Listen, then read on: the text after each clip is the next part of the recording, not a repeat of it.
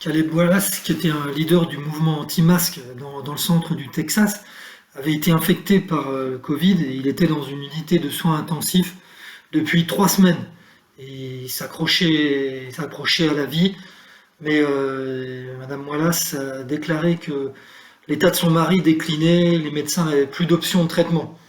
Et samedi, il avait été transféré dans un hospice à San Angelo, au Texas, pour que sa famille puisse lui faire ses adieux. Voilà. Il faut savoir qu'au début du mois, il avait organisé un rassemblement pour la liberté, pour les personnes qui en avaient marre que le gouvernement contrôle les vies, soit trop autoritaire. Il avait fondé les San Angelo Freedom Defenders, qui est un groupe qui a organisé un rassemblement pour mettre fin à la tyrannie du Covid. Pensaient tout simplement que le Covid était un canular et ils estimaient que le gouvernement était trop autoritaire en ce qui concerne les masques.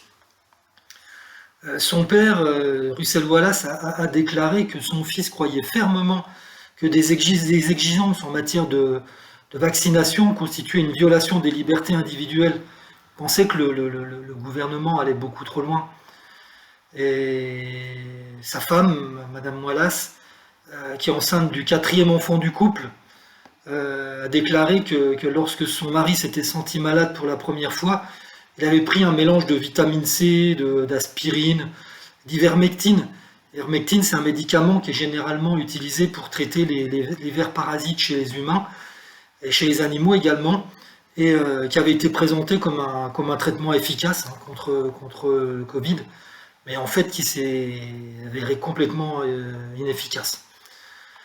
Voilà, elle a déclaré que son mari respectait sa propre décision de porter un masque, et en fait ils avaient plaisanté sur la façon dont il était d'un côté et de l'autre, mais c'est ce qui faisait d'eux un couple parfait, équilibré. Elle le portait, lui non.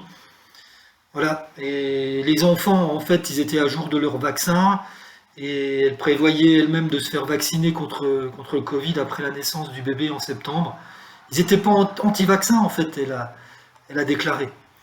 Voilà, donc, moi, personnellement, euh, je suis vacciné sans trop y croire. Je pense aussi que le gouvernement en fait trop.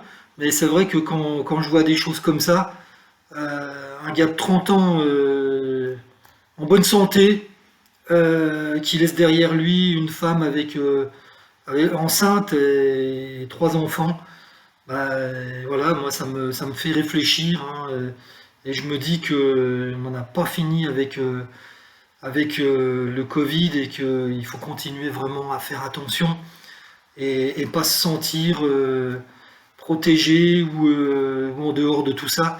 Voilà, en tout cas, la mort de Caleb Wallace fait réfléchir.